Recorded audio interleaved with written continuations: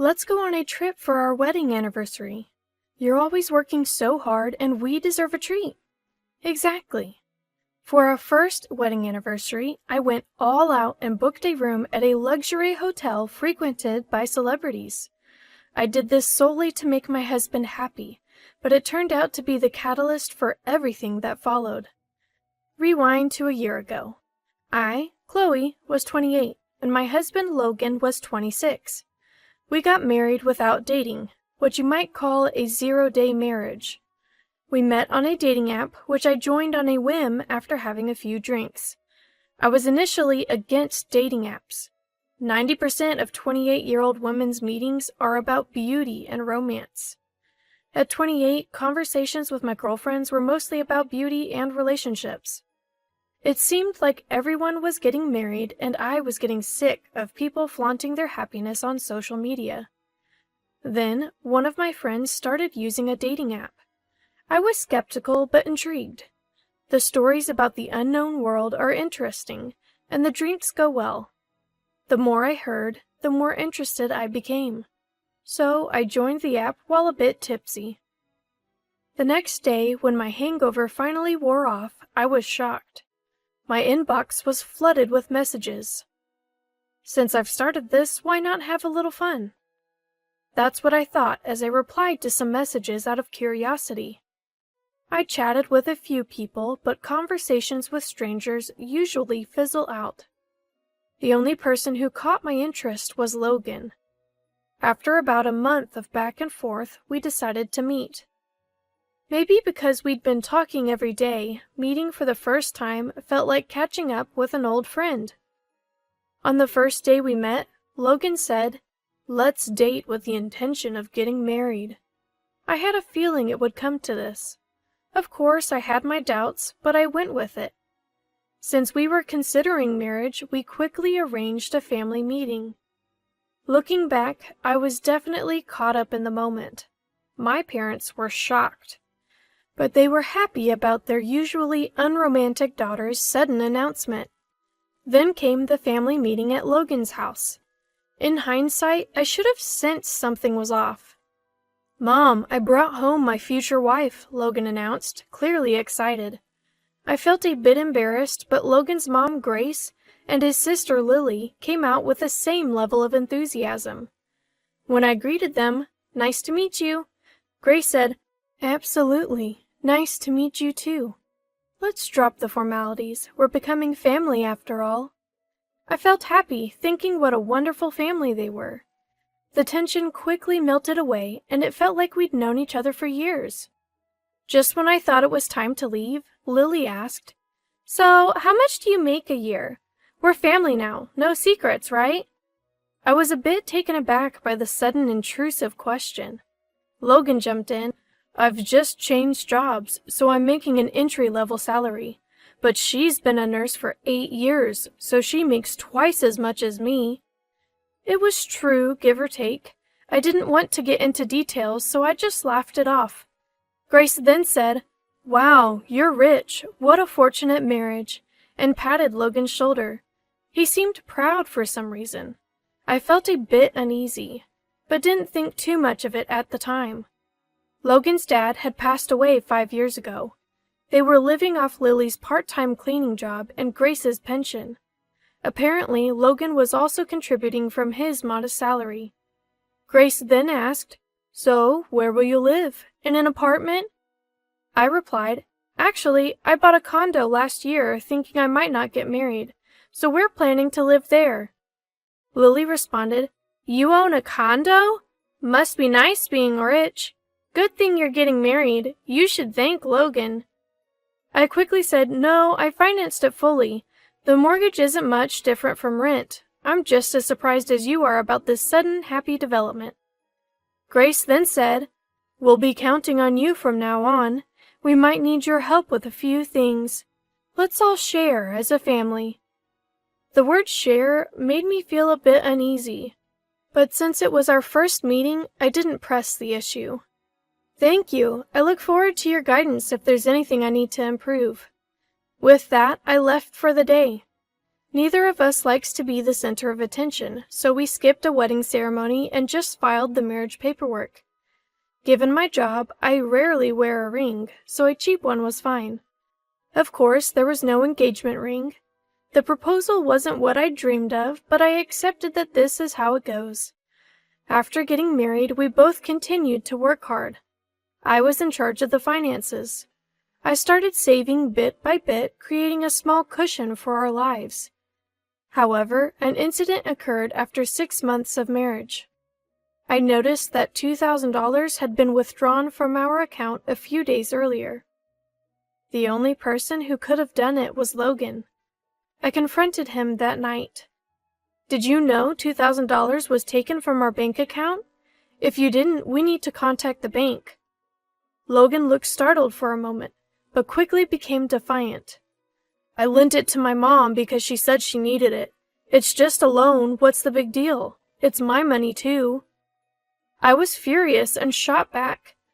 "Why would you do that without telling me? We could have discussed it. Yes, it's your money, but it's also mine. When will it be paid back?"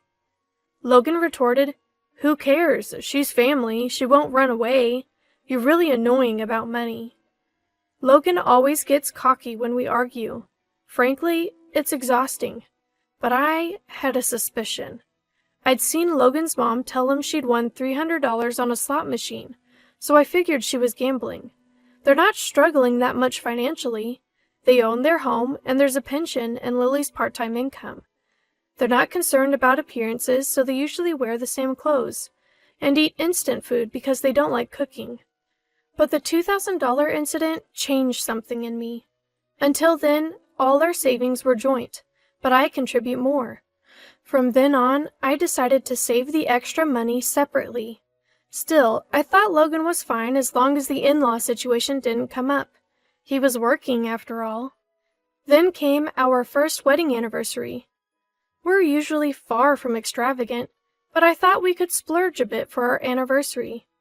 I was excited to announce a surprise trip when I got home, but Lily was there. She's been coming over frequently lately, eating dinner and leaving. I was starting to feel stressed about coming home to find Lily there after a long day of work.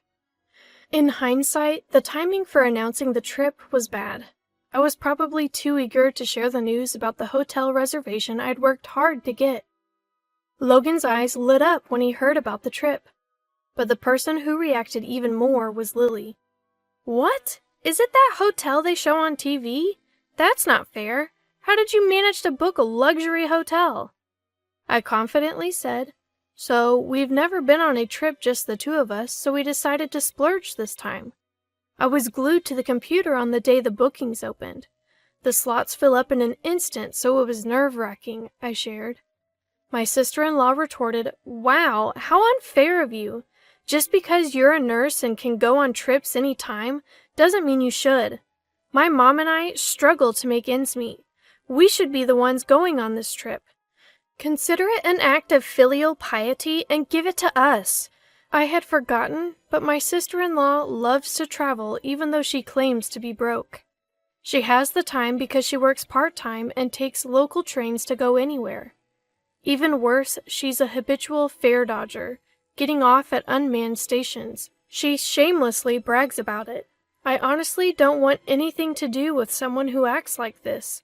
There's no way I'm giving up our trip to her. I firmly refused. "Absolutely not. We've been saving up for this trip. Logan works hard. We haven't even had a wedding ceremony, let alone a honeymoon, so we're splurging this time." Sister-in-law, looking displeased, said to Logan, "You married an awful wife who can't even appreciate her in-laws. This is what happens when someone in the family marries a weirdo. You should divorce her, just like I did." Logan looked down and said nothing. That made me even angrier. Sister-in-law, feeling uncomfortable, muttered, "Such an arrogant daughter-in-law," and left. Logan looked puzzled as he watched her leave. The excitement for the trip was ruined. We went to bed that night in an awkward silence. I usually feel better after sleeping on it, and I had no intention of dwelling on yesterday's tension. But then something unexpected happened. The next day, Logan said something unbelievable when I got home from work. I want to go on the trip with my mom and sister, just the four of us. I couldn't comprehend what he was saying. I was, of course, against it. I had noticed Logan's phone buzzing with texts late into the night. I'm sure sister-in-law and my mother-in-law had been filling his head with nonsense. Logan said, "I never thought you'd be so heartless. Marriage is about families coming together, not just individuals. If you're going to be like that, then you don't have to go. Am I wrong?" He's completely wrong. I get the family connection, but that's not the point. He must have been manipulated by his family since last night. We couldn't agree, and the conversation went nowhere. I was saddened that a trip meant to bring joy had led to this. The next day, with an awkward atmosphere, I came home to find mother-in-law and sister-in-law there. Mother-in-law said with a smug look, "Oh, welcome back. We've settled the trip issue. Stop fighting. The trip will be for me, my daughter, and my son." I was too shocked to speak. I asked Logan, "This makes no sense. What happened? Explain." Though I doubt any explanation will satisfy me. Logan said, "It's just as my mom said. I told her about our recent issues and she came up with a solution. I'm going, you're staying. That's it." I finally lost my temper. What? That's not a solution at all. Why are you guys even going on a trip? Are you all out of your minds? 3 of you and not one sensible thought among you? Logan explodes with anger. "Watch your mouth. Your job is to work and bring money home. That's your only purpose in life. You're just a leftover nurse. That's why we got married. Just work and stop complaining." Yes, that's right. Logan shows his true colors as a psychologically abusive husband. He hurls insults like you'd see in a drama. I start to feel foolish for all the effort I've put in for Logan so far. My sister-in-law, who has been watching all this, says, "Well, whatever, we're going on that trip. Fighting won't solve anything. We're leaving, so make up already." I can't take it anymore. I can't stand how he's dependent on his mother and sister. I want to cherish those who cherish me, but I don't need to cherish Logan or his family anymore. My feelings have cooled off so much, it's like I've been dreaming this whole time. I don't want to go on a trip with someone I dislike so much. If your family is so important to you, I want a divorce. There's no point in being together anymore. Let's divorce just like Lily suggested. I can't think of any other way, I say. Fine. Let's talk about it seriously after the trip. For now, the trip is the priority. This is getting nowhere. I don't want to go on this trip anymore. I decide to give in and let his family have their way. When I tell Logan, he says, "I knew you'd understand. That's why you're my wife. I'll buy you a souvenir. You probably want some time alone, too. Just relax." Logan is excitedly calling his mother-in-law. His joyful laughter irks me. But that's okay. I've made up my mind. I contact the hotel and change the reservation to Logan's name. I even managed to change it to a trip for 3 people on the day of the trip. I take a day off to see them off. The 3 of them leave completely excited. They even bring suitcases for just a 1-night, 2-day trip. I can't help but laugh at the sight. Now, I'm super busy. I have a life-changing task to accomplish in these 2 days. First, I move all of Logan's belongings to a rented storage unit. I'm a minimalist, so I don't have a lot of luggage. I get help from a friend at work, and we finish in less than 2 hours. Now Logan has no reason to come back. This condo is in my name, bought when I was single. I never want to let him in again. The locksmith I'd booked arrives. In just over an hour, Logan can no longer enter the house. I've also consulted with a lawyer named Mason about divorce. I bring audio evidence of the psychological abuse, and Mason says, "This is a guaranteed win. Please let me represent you." I don't have to be directly involved in the divorce talks anymore. And here's the funny part. Logan and his family somehow think the hotel is prepaid. I never said it was. I had only made the reservations. I even ordered a fancy cake and champagne, planning a surprise for our anniversary. Of course, all of it was to be paid at checkout. They must have had a blast thinking it was all prepaid. Like a Last Supper. The next day. As expected, my phone won't stop ringing around checkout time. I ignore it. All within my expectations. I'm amazed at the audacity of his family, staying at a luxury hotel with no money. I can almost see the Logan family turning pale at the bill. And eventually, they end up in police custody. I wash my hands of it. I have one last gift for this troublesome family. I mail the divorce papers and the key to the storage unit to Logan's family home. Not a single item of Logan's remains in my condo. My cozy space from a year ago is back. I prepared before anyone else, foreseeing that the divorce would be contested. Mason will handle everything. Eventually, his family scrapes together enough money to pay for their luxury trip and get released. They were already poor, and this just made it worse. When they returned, they kicked my condo door, and my neighbor called the police. Given that we're in the middle of divorce mediation due to psychological abuse, Logan gets slapped with a restraining order. His family can't afford a legal battle, so they quickly agree to the divorce. I also claim compensation in the divorce proceedings due to the psychological abuse. And just like that, I'm single again, easier than I thought. His family seems to be relying on my ex-husband's income for a while. He probably couldn't quit gambling. Their problems continue. Logan, who couldn't hold a job, often overslept and took days off, which is unacceptable for an adult. When I pointed it out, he silenced me, saying he's prone to mental illness. That made me shut up, yet he had the nerve to argue with his boss and quit. His sister is also unemployed for some reason. They're struggling financially more than ever, refusing welfare and accumulating debt. I even saw a menacing guy lurking around their home recently. It felt like a scene from a movie. As for me, I'm stress-free and doing well at work. I can cut corners on housework since it's just me. Financially, I'm better off post-divorce, which was unexpected. And I even got promoted to supervisor.